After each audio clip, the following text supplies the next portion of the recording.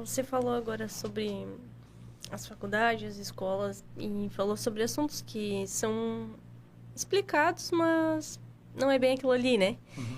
Eu ia te perguntar sobre isso até. Eu perguntei no outro podcast pro outro rapaz se o professor acredita que as faculdades, as escolas, não tô falando especificamente de onde o senhor dá aula, né? Mas no geral, assim como professor, elas são muito, vamos dizer, podemos usar uma palavra comum de agora, esquerdistas, vamos dizer assim. Elas têm muito essa cultura desse lado. Tem, e isso foi fabricado durante o século XX. Porque parece que isso é muito lá de trás, parece que já vem tudo se encaixando, né? Eles até agora, cenário. Inclusive, é muito oportuno essa questão, e é bom poder esclarecer isso, porque o que a gente viu assim? Vamos lá, vamos pegar o esquerdismo, vamos pegar o comunismo do século XIX.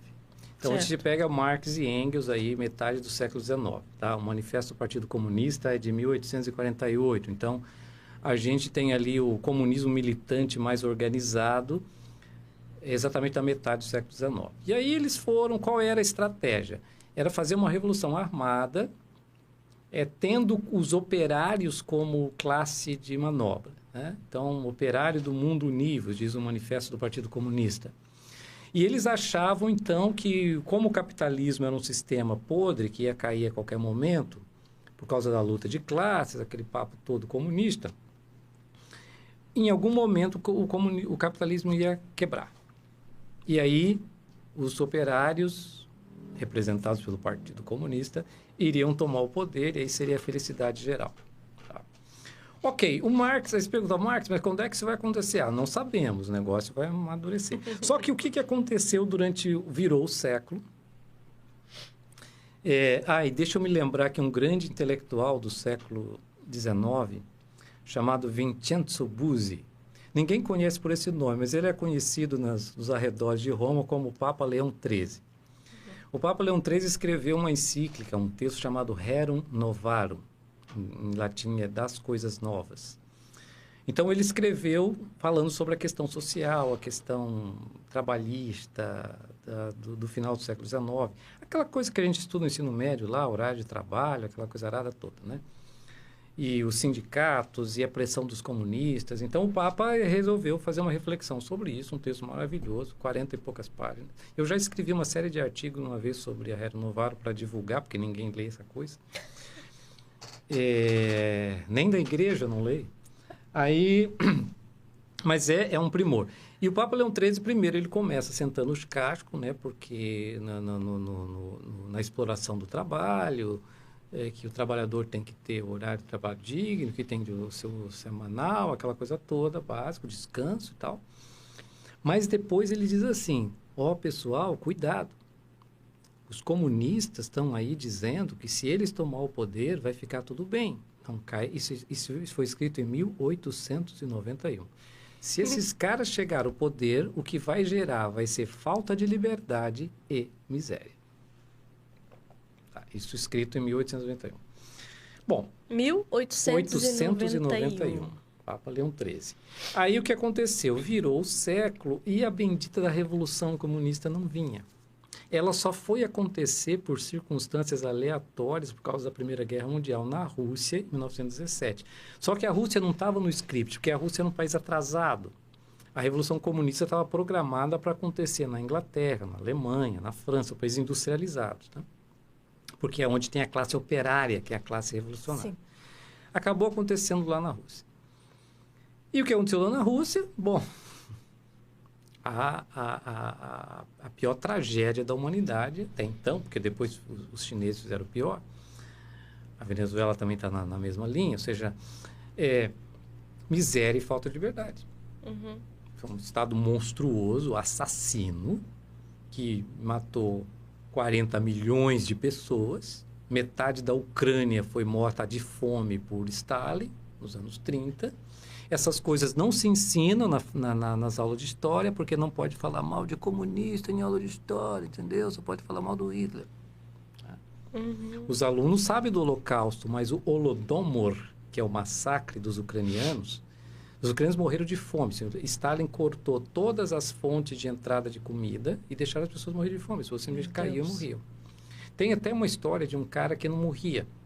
Os soldados russos estavam lá e via que o cara... Como é que esse cara está vivendo? Ele já devia ter caído, não caiu. Aí foram atrás e descobriram que ele tinha escondido trigo numa casca de árvore. Eles foram lá, pegaram o trigo, jogaram no lago. Morre seu cavalo. Entendeu? Isso são os socialistas, né?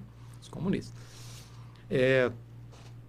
Exatamente, falta de liberdade, porque a liberdade desapareceu, e miséria. Aí depois a gente vai ter o comunismo na China, e os comunismos, como ele foi se desenvolvendo depois, mas mais da metade para o fim do século XX. Só que na Europa rica, digamos assim, o comunismo não pegou, porque os operários não entraram nessa conversa. Começaram a aparecer as leis trabalhistas, as coisas começaram a se ajeitar, e aí descobriram... Mas isso é porque eles são ricos, eles não se importam com os pobres. Mas o que acontecia? Você tinha a Europa, só que uma Europa com muito pobre, entendeu? A Europa no século XX. E aí, o que aconteceu? A coisa não acontecia. Então, os comunistas desses países estavam desanimados. Eles faziam reuniões lá, as internacionais socialistas, para discutir e tal, o que a gente pode fazer, que a revolução não avança. E aí apareceu... isso já tinha acontecido ali, mas esse filósofo, na verdade, é um filósofo italiano que estava preso na época do Mussolini, chamado Antônio Gramsci, mas já tinha outros aqui também da Alemanha, e eles começaram um novo projeto. Ao invés da gente querer fazer uma revolução armada para tomar o poder, a gente precisa fazer uma revolução cultural. Vamos mudar a cabeça das pessoas. Então, a estratégia era a seguinte: os comunistas devem se misturar em todas as instâncias, culturais, principalmente. Nas artes, nas escolas, principalmente nas escolas, nas igrejas, infiltraram um monte de comunistas na igreja católica, por exemplo. A KGB da Rússia, da União Soviética, infiltrou padres na igreja católica, milhares, né? E aí o que acontece? Você entra lá, digamos que eu sou um comunista ateu, e eu vou lá com a foice e o martelo xingar Deus na porta da igreja. Essa é a estratégia antiga, entendeu? Isso não funcionava. O pessoal chegava lá, sai daí, seu coitado. As velhinhas, vou jogar água benta em mim e tal. Não adianta. Então, eu vou mudar de estratégia. Então, ao invés de ir lá xingar Deus, eu vou virar seminarista. Vou lá, vou botar a cruzinha no peito, vou me formar padre, e aí eu vou usar todo o meu trabalho para, devagarinho, para ninguém perceber, eu vou mudando, eu vou alterando, eu vou mudando, e assim os professores. As escolas, claro, isso era o projeto, isso por enquanto estava só nos livros de grandes acadêmicos, né, grandes professores, né? E aí eles foram descobrindo também, criaram um grupo chamado Escola de Frankfurt, né, com filósofos renomados, hoje eles são estudadíssimos das universidades, porque a universidade é fruto disso. Aquela ideia de você criticar tudo, cria um sistema que critica e queira derrubar tudo, para não deixar pedra sobre pedra. Depois que tiver tudo arrebentado, aí a gente faz a nova sociedade perfeita, comunista. E entre eles, um chamado Herbert Marcuse, que é um dos principais do século XX, que foi o cara que preconizou a revolução sexual, que culminou nos anos 60, nos hippies dos anos 60. Então, eles perceberam o seguinte, que o sexo era um grande motivo para a revolução. Então, se você quer mudar a cabeça das pessoas, dá liberdade sexual. Porque quanto mais liberdade sexual o jovem tem, ele vai cada vez mais se afastando da tradição, ele vai se afastando da religião, vai se afastando dos padrões familiares, e você vai cada vez mais fomentando uma cultura longe cada vez... lembra que isso já tinha começado lá no século XIV, depois da peste negra. Mas agora a gente está no século XX, isso aqui já está no estágio avançadíssimo. Então, quando você tem anos 60, os hippies, a revolução sexual, aquela coisa toda, você já tem esse projeto bem avançado.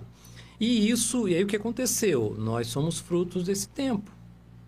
De um tempo em que você vai dizer que não tem verdade, que, não, portanto, não tem moral, a moral é cada um que faz,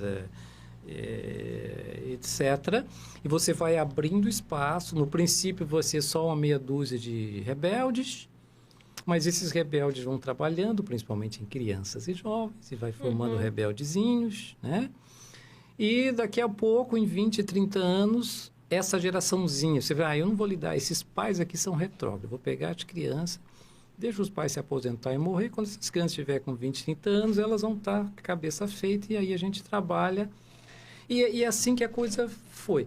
E aí o que aconteceu? Essa mentalidade tomou as universidades. Então, você tem os grandes intelectuais do século XX nasceram desse pessoal aí. Então, você, digamos assim, eu vou falar uns nomes aqui, tá? Digamos, você tem Antônio Gramsci. Não, você tem Marx, tem Nietzsche, esses do século XIX, mas Sim. você tem Antônio Gramsci, tem Herbert Marcuse, Horkheimer, Adorno, Lukács, Michel Foucault, que depois já é um mais contemporâneo, cria desses. E você vai tendo toda uma camada de intelectuais que vão exercendo cada vez mais influência nos ambientes universitários e culturais em geral. E aí o que você tem? Um bando, digamos então que eu sou um professor, eu sou um aluno de graduação em filosofia e eu estou tendo aula com um professor que fez doutorado numa universidade que foi orientado por um ex-aluno de um desses caras, entendeu? Então eu vou ser despejado na minha cabeça disso aí, eu vou ver o mundo só em cima disso, porque quando a gente faz uma tese, uma dissertação, tu praticamente fica preso naquele negócio. Esse professor doutrinado aqui, ele vai passar 20, 30, 40 anos jogando isso para frente para os alunos, então imagina quantos alunos vão passar pela mão dele. Sim. E isso, aos poucos, vai tomando a cultura inteira. Sem contar que as portas já estavam abertas, porque elas são abertas lá na infância, né? Sim, nas escolas, né? sim. Então você tem aí, sobretudo nas faculdades humanas, as faculdades técnicas, isso é menos complicado. As pessoas que sabem que 2 mais 2 é 4, dificilmente entram nessa conversa. Mas, digamos assim, as universidades humanas, todas as áreas de humanas, são tomadas por isso. Então, direito, filosofia, sociologia, ciências sociais, ciência política, jornalismo, entendeu? Então, e aí você tem, nas várias instâncias, formadores de opiniões. Aí você vai ter advogado, você vai ter promotor, você vai ter juiz, você vai ter jornalistas a dar com pau, Aquele né? que dirige um país inteiro, né? Exatamente. E aí você tem aqui toda uma camada intelectual formada. Então, é um processo de avanço progressivo. É nesse ponto que nós estamos agora, onde está tudo tomado. Então, você vê que a esquerdização se tornou tão absoluta que as pessoas não conseguem perceber a bolha em que elas estão. Sabe aquela coisa que o peixe não sabe o que é água? Se você perguntar para o peixe, onde tem água? Ele fala, meu filho, nunca vi isso aqui, não.